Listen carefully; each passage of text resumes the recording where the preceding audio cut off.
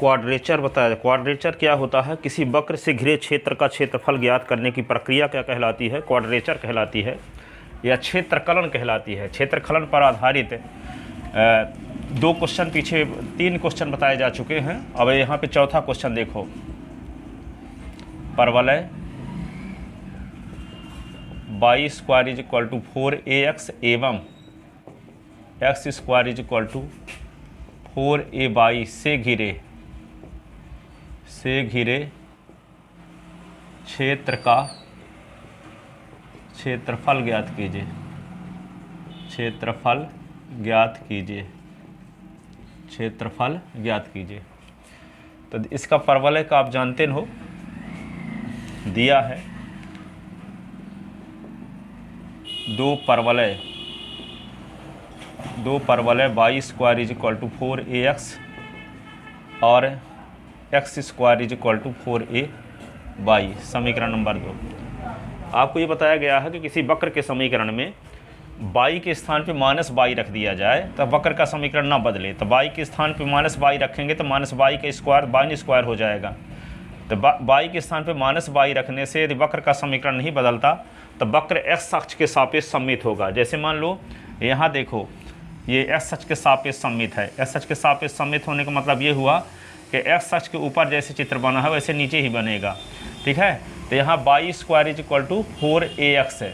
तो y के स्थान पे -y रख देंगे तो -y स्क्वायर बराबर 4ax, तब भी वही समीकरण आएगा 4ax है।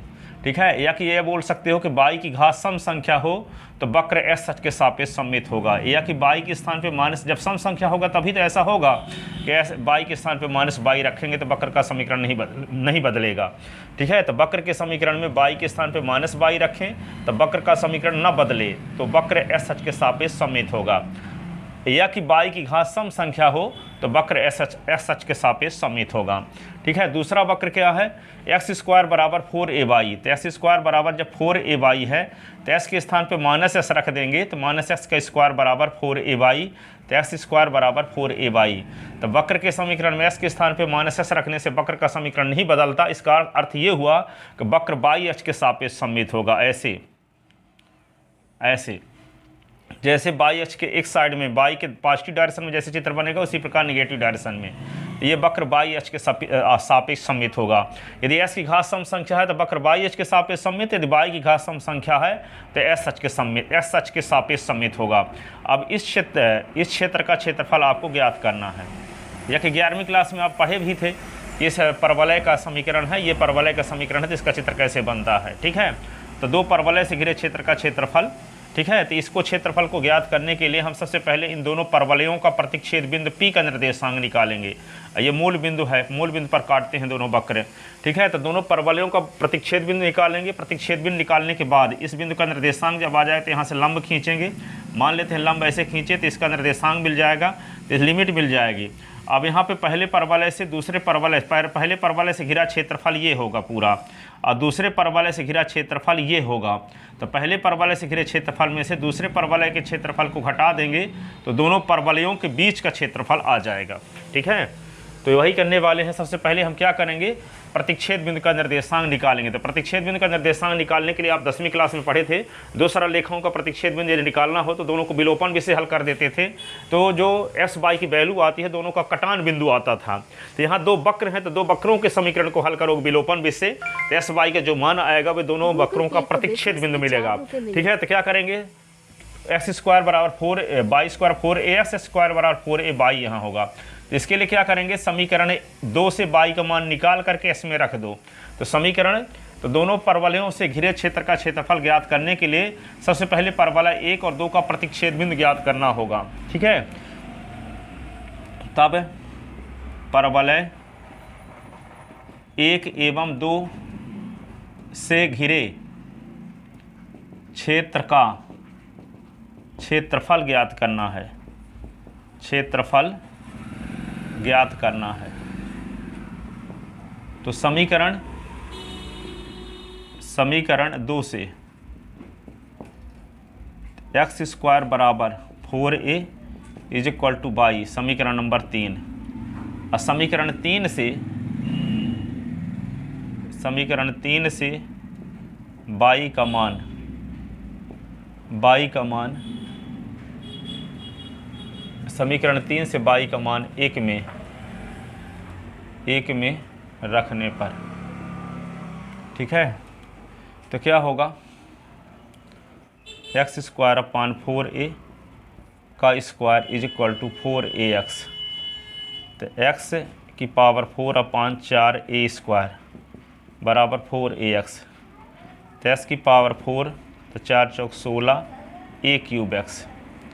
तो यहाँ पे क्या आएगा, इसको s की पावर 4 16 चौको 64 ना हो जाएगा, यहाँ पे 64 आएगा, 64 a³ is equal to 0। s common, s³ minus 4a का क्यूब इज इक्वल टू 0। तो s यहाँ a³ माइनस b³ का फार्मूला, तो s माइनस 4a, ये होगा x² plus 4ax plus 4a² is equal to 0। तो x minus 4a x² plus 4ax plus 16a² is equal to 0। x is equal to 0, s minus 4a is equal to 0, x is equal to यहाँ complex number आएगा, complex number, ठीक है। तो s is equal to 0, s is equal to 4a, ठीक है। अब complex number इसको छोड़ देंगे क्योंकि आयोटा के पदों में आएगा, इसको सॉल्व करोगे तो इसलिए इसको छोड़ देते हैं। तो जब s बराबर क्या लिखेंगे, जब x बराबर 0, तो y² is equal to 4a into 0। तो y² इज इक्वल टू 0, तो y बराबर 0। जब x बराबर 4a, तो y² is equal to 4a into 4a। तो y² is equal to 4a का स्क्वायर, तो y is equal to 4a। तो ये p का निर्देशांक क्या हुआ, 4a।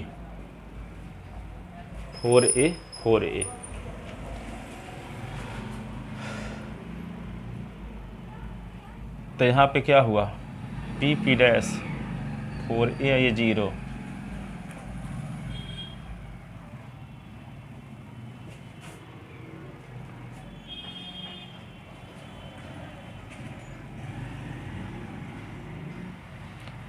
ठीक है ना। अब यहाँ पे क्या लिमिट क्या होगी, 0 से 4a। अब ये y1 से घिरा हुआ क्षेत्रफल में से y2 से घिरा क्षेत्रफल घटाएंगे, ठीक है। तो y1 को मतलब पहले परवलय से y का मान वो y1 होगा और दूसरे परवलय से y का मान y2 होगा। और लिमिट दोनों की लिमिट क्या है, 0 से 4a, ठीक है। तो क्या करेंगे, आभीष्ट क्षेत्र का क्षेत्रफल ऊपर लिखते हैं, आभीष्ट क्षेत्र का क्षेत्रफल, आभीष्ट क्षेत्र का क्षेत्रफल, ये बराबर क्या लिखेंगे, इंटीग्रेशन ऑफ 0 से 4a y1 minus y2 dx, जहाँ y1 बराबर क्या होगा, रूट ऑफ 4ax, पहले परवलय से y का मान, इसी को लिख सकते हैं 2 और रूट x। अब y2 बराबर क्या होगा, x² बराबर 4a, y से y का मान निकालोगे तो क्या आएगा, y2 इज इक्वल टू यहाँ x² 4a, ये हुआ। तो a बराबर क्या लिखेंगे, a बराबर 0 से 4a, y1 के स्थान पे 2 और रूट x, y2 के स्थान पे x² 4a, ये होगा ds। तो a इज इक्वल टू 2 और रूट a, 0 से 4a और रूट x ये ds, 1/4a, 0 से 4a x² ये ds।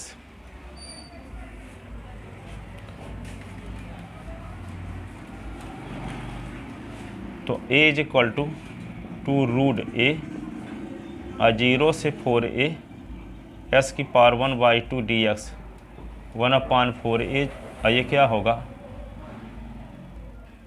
0 से 4a एक्स स्क्वायर ये ds।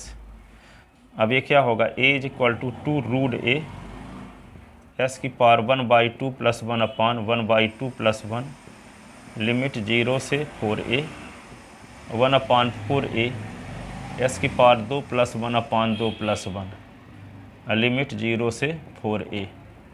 तो a इज इक्वल टू क्या होगा, 2√a s की पावर 3/2 अपान 3/2 और 0 से 4a 1/4 s की पावर 3 अपान 3 लिमिट 0 से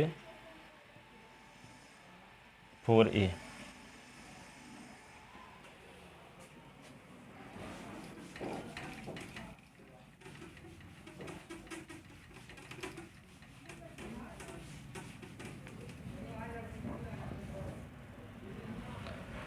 a is equal to 2√a और 2/3 s की पावर 3/2 लिमिट 0 से 4a 4 3 12 s की पावर 3 लिमिट 0 से 4a। a is equal to 4√a upon 3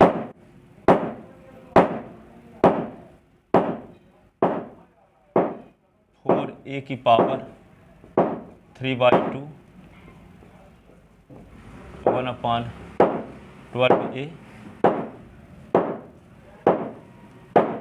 4a की पावर 3/2 0 की पावर 0 4a की पावर 3 0 की power 3 a is equal to 4√a upon 3। ये क्या होगा, 4 की पावर 3/2 a की पावर 3/2 4 चौक 16 चौको 64 a cube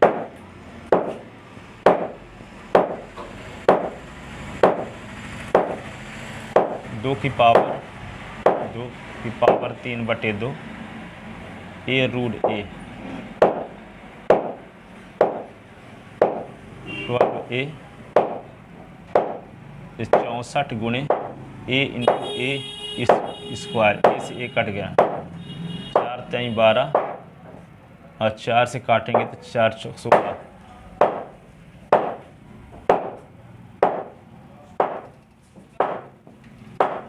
a is equal to 4√a upon 3 और 2 की पावर 3 और ये होगा क्या, a√a 1/3 16a स्क्वायर।